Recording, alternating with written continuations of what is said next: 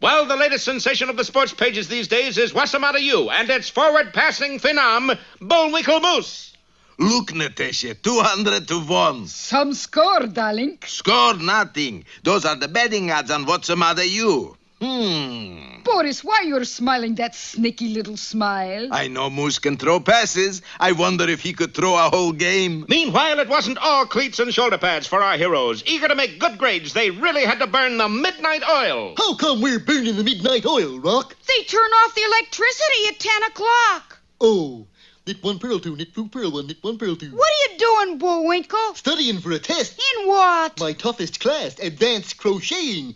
Knit one, knit two, purl one, purl two. Yeah, but why so fast? I'm cramming. Not that life at Wossamotta U was all work and no play. There were lots of typical collegiate good fellowship and hijinks. Howdy, fellers. How about seeing how many of us can pile into a phone booth? I don't think we've met, old boy. I know, but how about some typical collegiate good fellowship and hijinks? We can all go over to my place and swallow goldfish. But There's enough for everybody. I just got my allowance. you must be insane. Come on, chaps. We're all going over to picket Norman Mailer at the Student Union. Gee, Bullwinkle. What am I going to do with 300 goldfish? Well, why But don't you... although Bullwinkle didn't know it, he had an even more serious problem. Well, Natasha, it's great to be back on the campus. Back? Boris, you went to college? Penn State? No, State Penn. But how are we going to convince Moose he should lose a football game? We got secret weapon, honey bun. Oh, I love secrets. Let's see. Here is secret weapon. Boris, is me. And thus it was that next day when Bullwinkle and Rocky left the practice field, they were confronted by a weeping figure. Boo-hoo-hoo. Hold it, Bullwinkle. That sounds like a lady in distress. So? Gee, didn't you ever read the Hero's Handbook? I can never get past the picture of General MacArthur on the cover. Well, Chapter 2 says we should always help ladies in distress. Hi there, lady. Are you in distress? This dress, that dress, who cares? I'm distraught. Do we help ladies in distraught? What's the trouble? It's about next Saturday's game. With Hard Knocks College. Don't worry, we'll mobilize them. That's just it. My little brother is on that team. Your brother? Crazy Legs Kampfuss. And if Hard Knocks doesn't win Saturday, they'll throw him off the team. Gee. They'll take away his sweater. And it's turning cool, too. They won't even let him watch American Bandstand. Is there no pity anywhere? So, you're great, big, wonderful Moose. That's me, all right. Maybe you could see to it that Hard Knocks wins next Saturday. Why not? Bullwinkle, you can't do that. I'm supposed to help ladies in distress. But Chapter 3 says you never throw a game. Well, you read your chapter, I'll read mine. What was that you called me, Missy? A great, big, wonderful schnook. Sounds different this time. Well, has Bullwinkle fallen prey to Boris and Natasha's vile scheme so quickly? Be with us next time for Standing Room Only, or Bullwinkle Sells Out.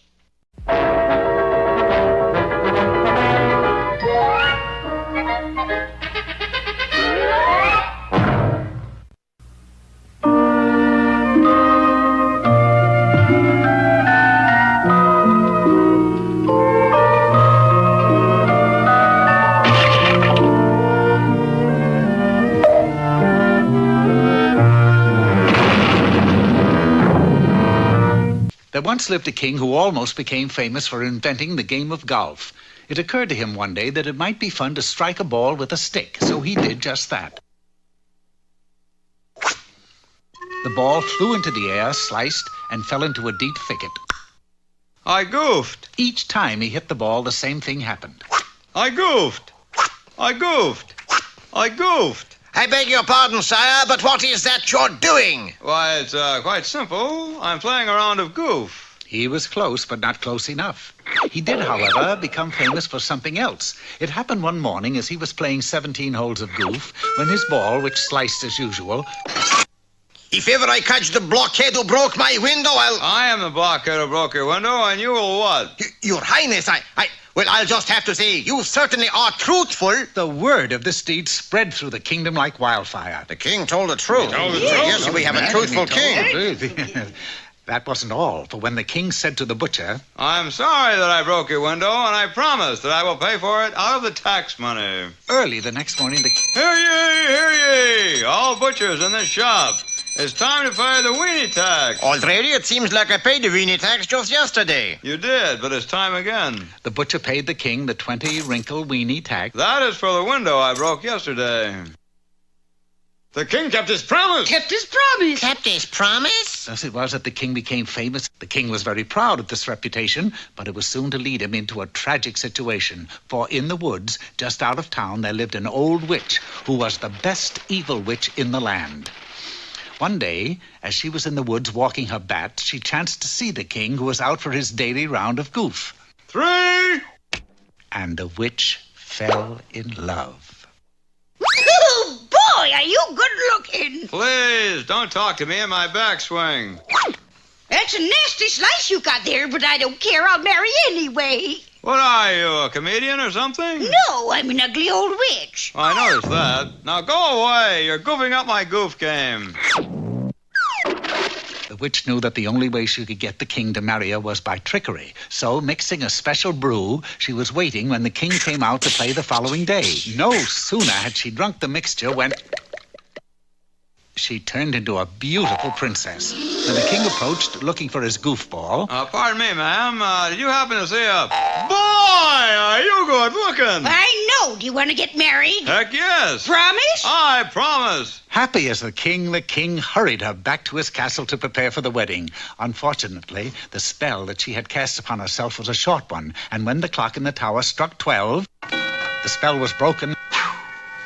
Surprise, honey bun! You! Oh, good grief, I'm a victim. A handsome victim, and you still have to marry me because you promised. It was true, for being the king who never broke a promise, he knew he was trapped. Quickly, calling a meeting of his royal advisors, he demanded that they find a solution to his problem. There is only one way, Your Highness. You must get the magic wishbone from the Black Castle, but it will be very dangerous. What kind of dangerous? Well, you've got to defeat a dragon, a few ogres, you know, the usual thing. Well, just tell me where to go. I'll do anything. In less than an hour, the king was ready and on his way. The mere thought of having to keep his promise to marry the witch gave him the heart of a lion, and in less than 2 hours, he had defeated a dragon, an ogre, and a troll. Hey, what's a big idea? And a troll. Sighting the Black Castle, he dashed inside, and there, just as he had been told, he found the huge magic wishbone. He turned to his own castle just as his wedding to the witch was about to start. Come on, sweetie. They're playing our song. Wait a minute. Before we go, I want to make a wish. A wishbone? How nice. Ready? Ready, honey bun. They gave a tug. And just as it usually happens in fairy tales, the good guy got the biggest half. I got my wish. Good for you, honey bun. What did you wish? I wish that I had never promised to marry you. So now I have never promised to marry you, and I don't have to marry you without breaking a promise, if you know what I mean. As confusing as it was, she did know. Why, you... Well, just for that, I'm going to cast a spell on you that folks will talk about for years. And when the smoke cleared, she had disappeared. Well, now, it goes without saying that the king never made another promise. He played goof happily ever after. And one day, he even made a hole-in-one.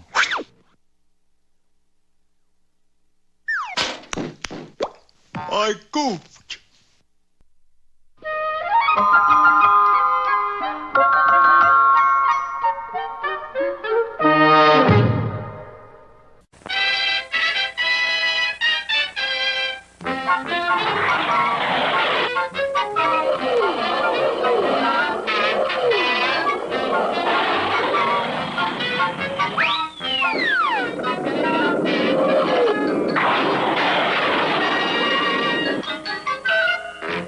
Well, the Wossamotta U football team continues to roll like a juggernaut over its opponents, sparked by the flashy passing combination of Rocky Squirrel and Bullwinkle Moose. Ellie! Oop! But Boris Badenov, against all common sense, is betting heavily against Wossamotta. Put all this on Hard Knocks College next Saturday. On Hard Knocks? Fellas, take off your hats. It ain't often we see such touching childlike faith. Mister, you got our sympathy. Put your hats back on. I also got a fiendish plan. And what a plan it was. Natasha, disguised as a forlorn co-ed named Miriam Kalbus, convinced Bullwinkle that her brother was on the Hard Knocks football 11. And if they don't win, he'll be thrown off the team. Never fear, Miriam dear. Oh, poetry. Isn't it, though? And what's more, curfew shall not ring tonight. What's that mean? I don't know, but it sure sounds impressive. Bullwinkle, I don't think she even has a brother. Yeah, but she sure has long eyelashes. I think she's trying to trick you. Rock, I'm surprised. If she does have a football player for a brother, where is he? Where is this Crazy Legs Kalbfuss? You called? You Crazy Legs Kalbfuss. Just look. Crazy legs, all right. Well, that did it. The following Saturday, Bullwinkle just wasn't playing his usual game. At the end of 3 quarters, the score was still 0-0.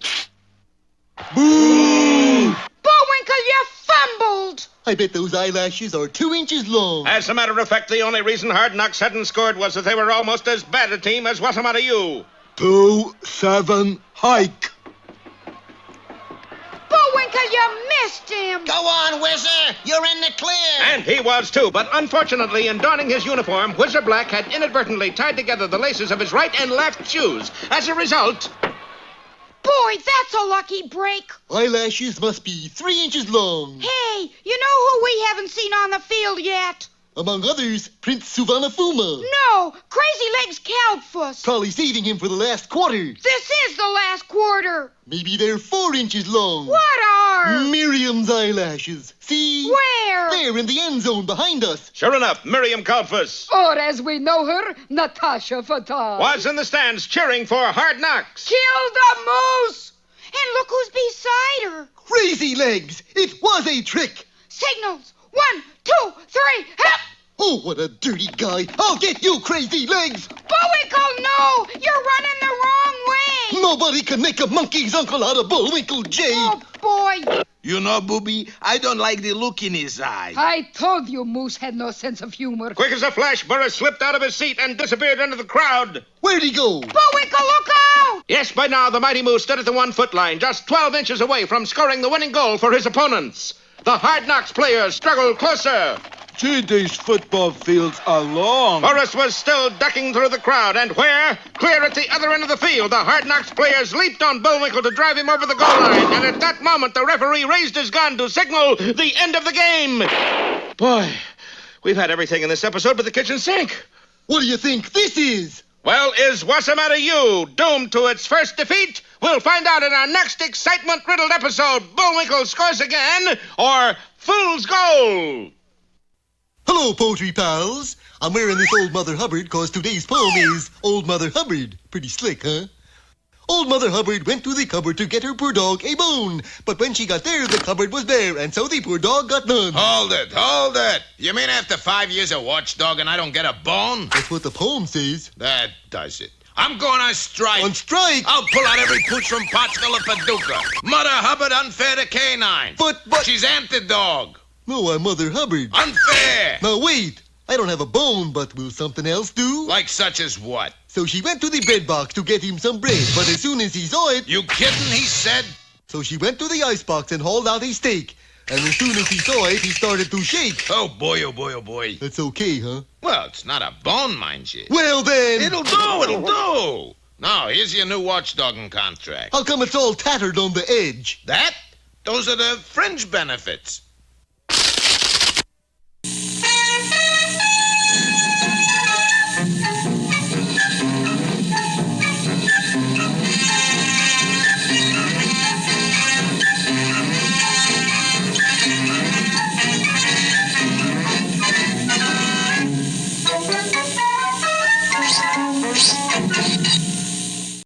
Drink up your milk, Chairman. I can't, Mr. Peabody. I'm racing my push cart in an hour. Well, what has that got to do with milk? Well, I don't like to drink when I drive. I'll tell you what, you drink your milk and I'll give you an experience in driving. It's a deal.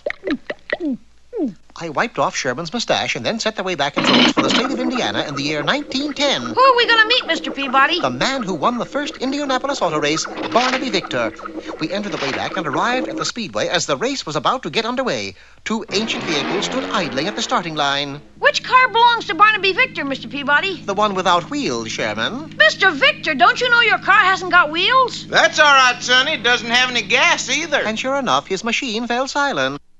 How do you expect to win the race? I don't. Not with carbon dioxide running against me. Carbon dioxide was Spain's most famous racer, a man who would stop at nothing to win a race. Buenos dias, senor loser. Golly, Mr. Peabody, you said Barnaby Victor would win this race. And so he shall, Sherman. We must put tires on the car and refill the gas tank. But there's no time. The starter's ready to wave the flag. Well, I took care of that by switching flags. Instead of the usual one, he waved a flag bearing the words, "Hooray for Cornwallis." The police arrested him as a radical, and the track sent out for another starter. Even though the delay was slight, it enabled us to complete our tasks. All set to go, Mr. Victor. He was all set to go, all right, but in the wrong direction. You go that way, Barnaby. Are you sure? Trust me, won't you? The flag was dropped, and the two cars sped off on the first of 500 laps. Barnaby Victor opened up an early lead, one that lasted exactly one lap. He's coming into the pit, Mr. Peabody. Forget something, Barnaby? Sure did. I forgot the ignition key. I had it a minute ago. You mean the key that starts the car? That's the one. But, Mr. Victor, you started your car. It's running now. Is that the key in the ignition hole there? Oh, yeah, there it is. Thanks for finding it for me. You sure he's gonna win, Mr. Peabody? Instead of answering, I focused a pair of field glasses on the track. Carbon dioxide had not only gone into the lead, he was making preparations not to lose it. What's carbon dioxide up to now? He pulled his car to a stop and painted a view of the Grand Canyon on a retaining wall on the far turn, and then he took off. He must be crazy. Like a fox. When Barnaby Victor saw the picture of the Grand Canyon, he thought he was at a drive-in movie and shut his motor off. Oh, he'll lose for sure now. No, he won't. I grabbed a bucket of paint, dashed to the wall, and splashed it against it.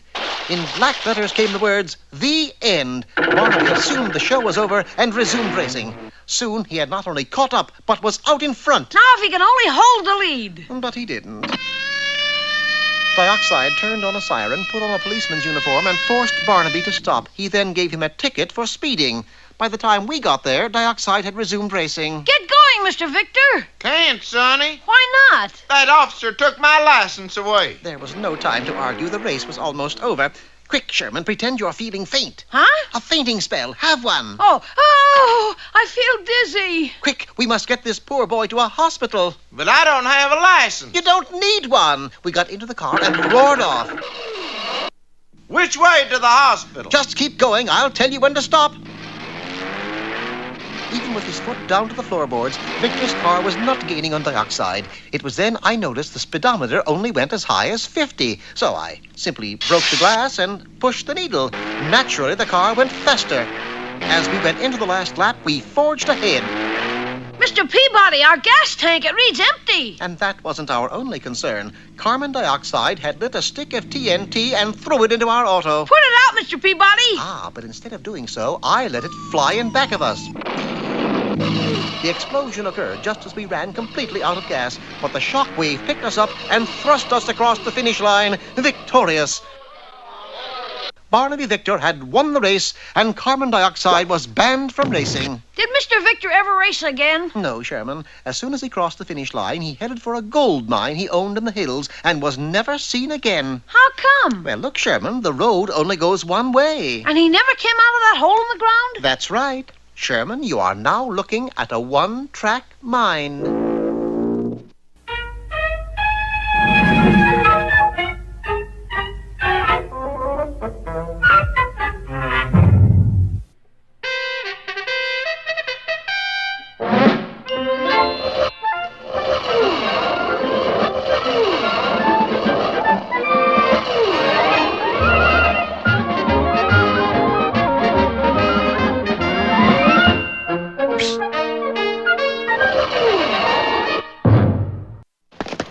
Well, in our last episode, Bullwinkle was just about to make football history at Wossamotta U. He's heading for the wrong goal. Right.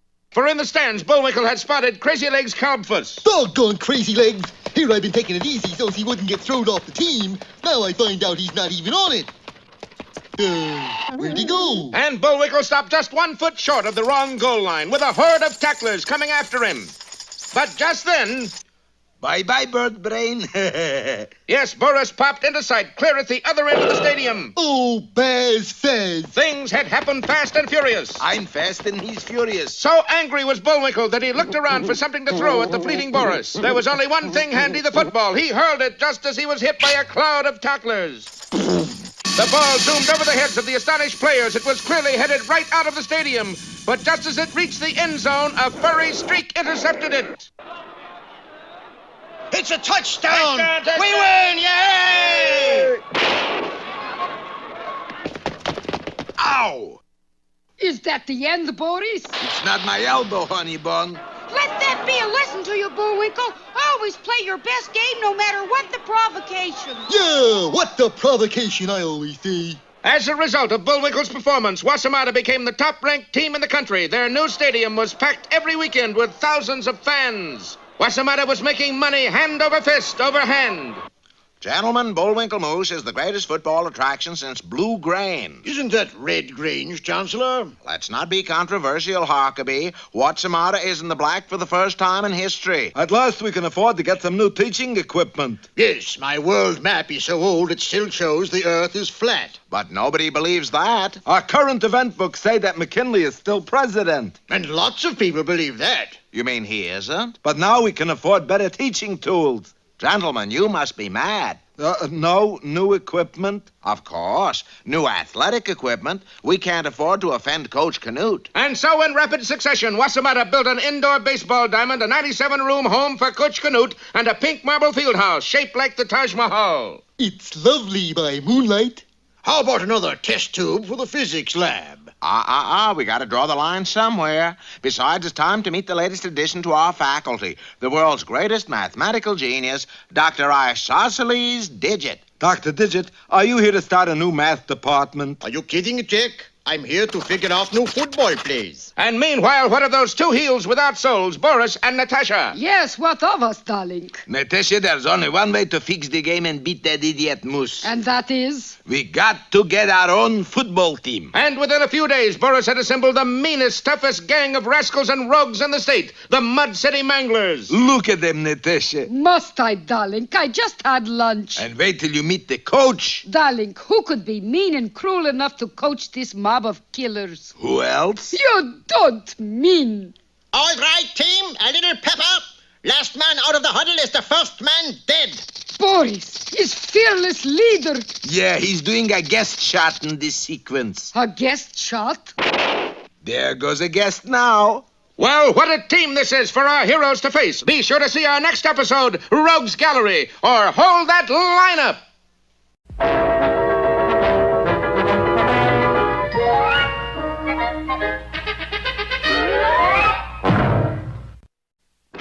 Hello there, I am Mr. Know-It-All.